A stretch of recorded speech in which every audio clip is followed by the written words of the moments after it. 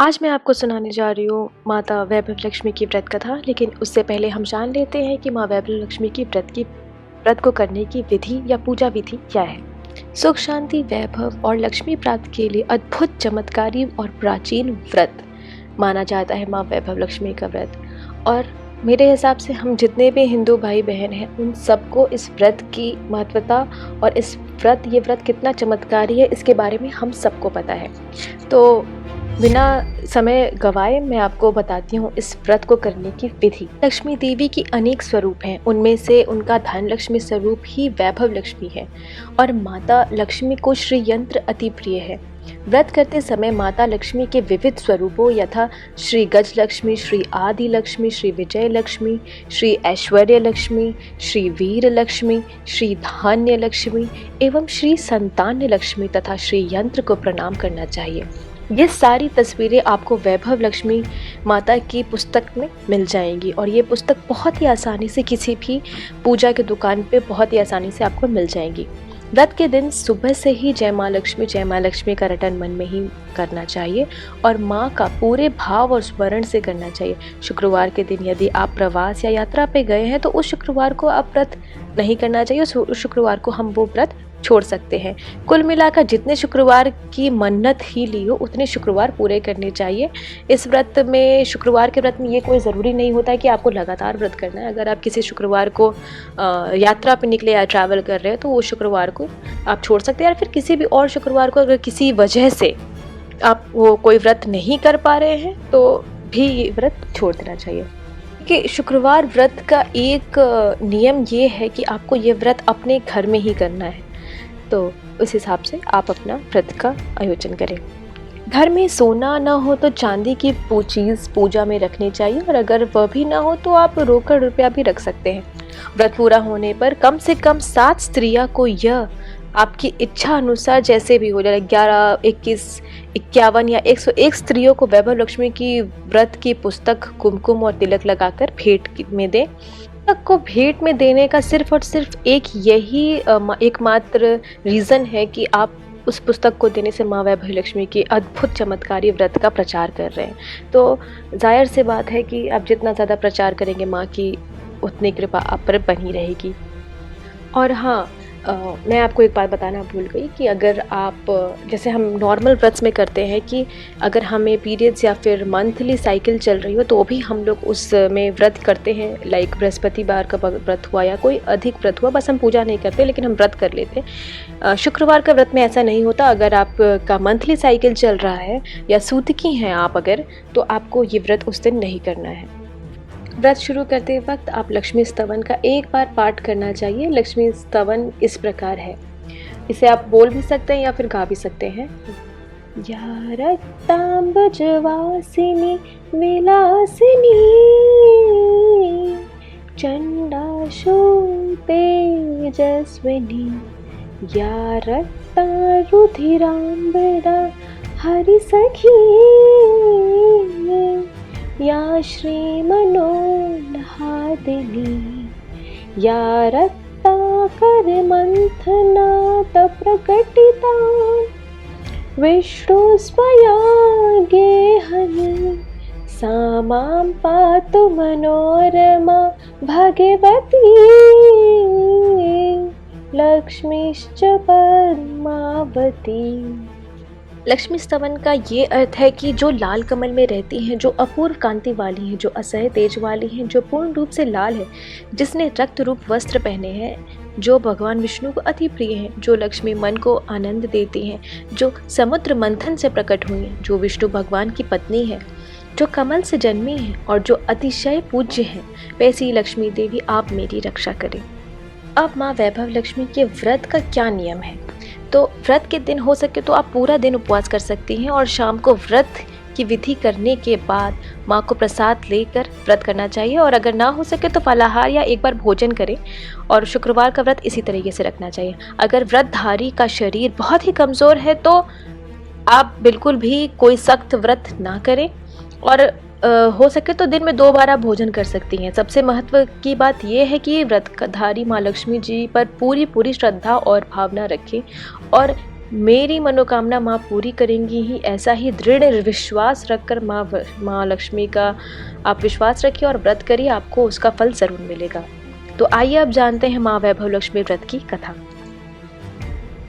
कथा सुनने का बस एक छोटा सा नियम है कि जो कथा कह रहा है और जो कथा सुन रहे हैं वो सभी लोग हाथ में अक्षत और फूल लेकर हाथ जोड़कर भगवान का नमन कीजिए, भगवान को अपने सामने पाइए और फिर आप जब तक कथा सुने तब तक ना तो आप कुछ बोलें और कोशिश करें कि जब तक कथा ख़त्म ना हो जाए तब तक आप वहाँ से उठे ना किसी भी कार्य से। लेकिन बीच में अगर कुछ ऐसे आ जाता है, छोटा बच्चा है जिसको प्रॉब्लम है तो आपको उठना पड़ रहा है, या फिर घर में बहुत बीमार बड़े बूढ़े उनकी वजह से अगर आपको उठना है तो भगवान ये सब माफ़ करते हैं। आप निसंकोच होकर वहाँ से उठ जाइए और कोशिश करिए जब वो आपका काम ख़त्म हो जाए तो दोबारा आके वो कथा सुन लीजिए और खुद ही कह लीजिए अकेले में। तो आइए सुनते हैं माँ वैभव लक्ष्मी की व्रत कथा। बड़ा शहर था, इस शहर में लाखों लोग रहते थे। पहले के ज़माने के लोग साथ साथ रहते थे और एक दूसरे के काम आते थे, पर नए ज़माने का लोक स्वरूप ही अलग सा है। सब अपने अपने काम में रत रहते हैं, किसी को किसी की परवाह नहीं होती, घर के सदस्य को भी एक दूसरे की परवाह नहीं होती। भजन कीर्तन, भक्ति भाव, दया माया, परोपकार जैसे संस्कार कम हो गए हैं। शहर में बुराइयां बढ़ गई थी, शराब, जुआ, रेस, व्यभिचारी, चोरी, डकैती आदि बहुत से अपराध शहर में होते ही जा रहे थे। कहावत है कि हजारों निराशा में एक अमर आशा छिपी हुई होती है। इसी तरह इतनी सारी बुराइयों के बावजूद शहर में कुछ अच्छे लोग भी रहते थे।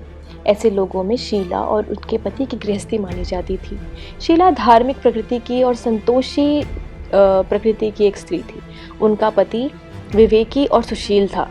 शीला और उनका पति ईमानदार से अपनी जिंदगी जीते थे। वे किसी की बुराई नहीं करते और प्रभु के भजन में अच्छी तरह से अपना समय व्यतीत किया करते थे। उनकी गृहस्थी आदर्श गृहस्थी थी और शहर के लोगों उनकी गृहस्थी की सराहना किया करते थे। शीला की गृहस्थी इसी तरह खुशी खुशी चल रही थी, पर कहा जाता है कि कर्म की गति अकल है, विधाता के लेख को कोई नहीं समझ सकता। इंसान का नसीब पल भर में राजा को रंक और रंक को राजा बना देता है। शीला के पति के अगले जन्म के कुछ कर्म भोगने बाकी रह गए होंगे कि वो बुरे लोगों से दोस्ती कर बैठा। वह जल्द से जल्द करोड़पति होने के ख्वाब देखने लगा, इसलिए वह गलत रास्ते पर चल निकला और करोड़पति के बजाय वो रोडपति बन गया। यानी रास्ते में भटकते हुए भिखारी की तरह उसकी हालत हो गई थी।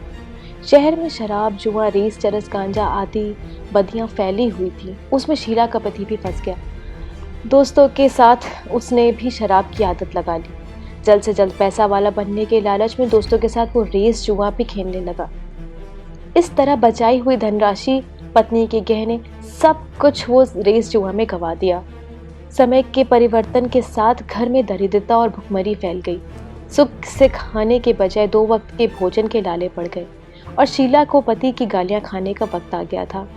शीला सुशील और संस्कारी स्त्री थी। उसके पति के बर्ताव से बहुत दुख हुआ, किंतु वह भगवान पर भरोसा कभी नहीं तोड़ी। भगवान पर भरोसा करके बड़ा दिल रखकर दुख सहने लगी। कहा जाता है कि सुख के पीछे दुख, दुख के पीछे सुख, ये सब तो लगा रहता है, इसलिए दुख के बाद सुख आएगा, ऐसी श्रद्धा के साथ शीला प्रभु के भक्ति में लीन रहने लगी। इस तरह शीला असह्य दुख सहते सहते प्रभु भक्ति में वक्त बिताने लगी। अचानक एक दिन दोपहर में उनके द्वार पर किसी ने दस्तक दी।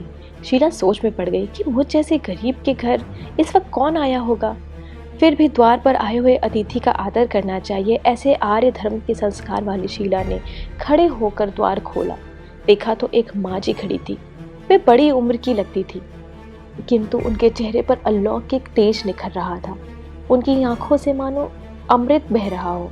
उनका भव्य चेहरा करुणा और प्यार से झलकता था। उनको देखते ही शीला के मन में अपार शांति छा गई। वैसे शीला इस माँ जी को पहचानती नहीं थी, पर उनको देखकर शीला के रोम रोम में आनंद छा गया। शीला माँ जी को आदर सत्कार के साथ घर में ले आई। घर में बिठाने के लिए कुछ भी नहीं था, अतः शीला ने सकुचाकर एक फटी हुई चादर उनको बिठा दिया। माँ जी ने कहा कि क्यों शीला, तुमने मुझे पहचाना नहीं? शीला ने सकुचाकर कहा, माँ, आपको देखते ही न जाने क्यों मुझे अत्यंत शांति और खुशी हो रही है और बहुत ही ज़्यादा दिल को अच्छा लग रहा है। ऐसा लगता है कि मैं बहुत दिनों से जिसे तलाश रही थी वो आप ही हैं, पर मैं आपको पहचान नहीं सकी। माँ जी ने कहा कि क्यों भूल गई, हर शुक्रवार को रोज लक्ष्मी जी के मंदिर में तू भजन कीर्तन करने आती है, वहां पे उस भजन कीर्तन में मैं भी तो रहती हूँ। पति के गलत रास्ते पर चले जाने के बाद तब से शीला बहुत दुखी हो गई थी और दुखी के मारे वह लक्ष्मी जी के मंदिर भी जाना छोड़ दिया था। बाहर के लोग के साथ नजर मिलाने में उसे शर्म आती थी। उसने याददाश्त पर जोर डाला पर माँ जी उन्हें याद नहीं आई। तभी माँ जी ने कहा, तू लक्ष्मी जी के मंदिर में कितनी मधुर भजन गाती थी, अभी अभी तो दिखाई नहीं देती, इसलिए मुझे लगा कि कहीं तेरी तबीयत तो नहीं खराब हो गई। ऐसा सोचकर मैं तुझसे मिलने चली आई। माँ जी के अति प्रेम भरे शब्दों से शीला का हृदय पिघल गया। उनकी आंखों में आंसू आ गए। माँ जी के सामने वह बिलक बिलक कर रोने लगी और कहा, यह देखकर माँ जी ने शीला के नजदीक आई और उसकी सिसकती पीठ पर प्यार भरा हाथ फेर कर सांत्वना देते हुए कहा। माँ जी ने कहा कि बेटी, सुख और दुख तो धूप और छांव जैसे होते हैं। धैर्य रखो बेटी, और तुम्हें जो भी परेशानी है मुझे बताओ, तेरा मन हल्का हो जाएगा और तेरे दुख का कोई उपाय भी मिल जाएगा। माँ जी की बात सुनकर शीला के मन को बहुत शांति मिली। उसने माँ जी से कहा कि माँ, मेरी गृहस्थी में भरपूर सुख और खुशियाँ थी। मेरे पति भी सुशील थे। अचानक हमारा भाग्य हमसे रूठ गया। मेरे पति की बुरी संगति में फंस गए और बुरी आदतों के शिकार हो गए तथा अपना सब कुछ गंवा दिया। और आज हमारी हालत रास्ते की भिखारी जैसी हो गई है। यह सुनकर माँ जी ने कहा कि ऐसा कहा जाता है कि कर्म की गति न्यारी होती है। हर इंसान को अपने कर्म भुगतने ही पड़ते हैं, इसलिए तू चिंता मत कर। अब तू कर्म अपना भुगत चुकी है, अब तुम्हारे सुख के दिन अवश्य आएंगे। तू तो माँ लक्ष्मी जी की भक्त है। माँ लक्ष्मी जी तो प्रेम और करुणा के अवतार है। वे अपने भक्तों पर हमेशा अपनी ममता रखती हैं, इसलिए तू धैर्य रख कर माँ लक्ष्मी जी का व्रत कर, इससे सब कुछ ठीक हो जाएगा। माँ लक्ष्मी जी का व्रत करने की बात सुनकर शीला के चेहरे पर चमक आ गई। उसने पूछा, माँ लक्ष्मी जी का व्रत कैसे किया जाता है, वह मुझे समझाइए, मैं यह व्रत अवश्य करूंगी। माँ जी ने कहा, बेटा, माँ लक्ष्मी जी का व्रत बहुत ही सरल है। उसे व्रत लक्ष्मी व्रत या वैभव लक्ष्मी व्रत भी कहा जाता है। यह व्रत करने वाले की सब मनोकामना पूर्ण होती है। वह सुख, शांति और यश प्राप्त करने का है। ऐसा कहकर माँ लक्ष्मी जी ने व्रत की विधि कहने लगी। माँ जी ने कहा, बेटी, वैभव लक्ष्मी व्रत वैसे तो सीधा साधा व्रत है, किंतु कई लोग इसे गलत तरीके से करते हैं, अतः इसका फल नहीं मिल पाता। कई लोग कहते हैं कि सोने के गहने की हल्दी कुमकुम से पूजा करो तो बस व्रत हो गया, पर ऐसा नहीं है। कोई भी व्रत शास्त्रीय विधि के करना बहुत ही करना चाहिए, तभी उसका फल मिलता है। सच्ची बात यह है कि सोने के गहनों का विधि से पूजन करना चाहिए और व्रत की उद्यापन विधि भी शास्त्रीय विधि के अनुसार करना चाहिए। यह व्रत शुक्रवार को करना चाहिए। प्रातःकाल स्नान करके स्वच्छ कपड़े पहने और सारा दिन जय माँ लक्ष्मी का रटन करते रहें। किसी की भी चुगली नहीं करनी चाहिए। शाम को पूर्व दिशा में मुंह रख करके आसन पर बैठ जाओ और सामने पाटा रखो, उस पर एक रुमाल रखो, रुमाल पर चावल का छोटा सा ढेर करो। रुमाल अगर आपका लाल रंग का हो तो ज़्यादा अच्छा होगा। उस ढेर पर पानी से भरा तांबे का कलश रखकर कलश पर एक कटोरी रखो, उस कटोरी में एक सोने का गहना रखो। सोने का ना हो तो चांदी का भी चलेगा और चांदी का ना हो तो नगद रुपया भी चलेगा। बाद में घी का दीपक जलाकर अगरबत्ती सुलगा लो।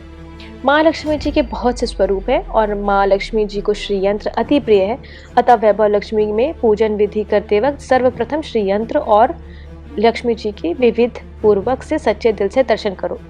उसके बाद लक्ष्मी स्तवन का पाठ करो। बाद में कटोरी में रखे हुए गहने या रुपए को हल्दी कुमकुम और चावल चढ़ाकर पूजन करो। लाल रंग का फूल चढ़ाओ। शाम को कोई मीठी चीज़ बनाकर उसका प्रसाद रखो, ना हो तो शक्कर और गुड़ भी चल सकता है। फिर आरती करके 11 बार सच्चे हृदय से जय माँ लक्ष्मी बोलो। बाद में 11 या 21 शुक्रवार या व्रत करने का जो भी दृढ़ संकल्प वो माँ के सामने करो और उसको अपनी जो भी मनोकामना हो वह पूरी करने की माँ लक्ष्मी से विनती करो। फिर माँ का प्रसाद बांट दो और थोड़ा प्रसाद अपने लिए भी रख लेना। अगर आप में शक्ति हो तो आप सारा दिन उपवास रख सकती हैं और सिर्फ प्रसाद खाकर शुक्रवार का व्रत कर सकती हैं, और ना शक्ति हो तो शाम में एक बार प्रसाद ग्रहण करने के बाद आप खाना खा लें, और अगर थोड़ी भी ना शक्ति हो तो आप 2 बार भोजन भी कर सकती हैं। कलश का पानी तुलसी की क्यारी में डाल दो और चावल पक्षियों को डाल दो। इसी तरह शास्त्रीय विधि से व्रत करने से उसका फल अवश्य मिलता है। इस व्रत के प्रभाव से सब प्रकार की विपत्ति दूर हो जाती है और आदमी मालामाल हो जाता है।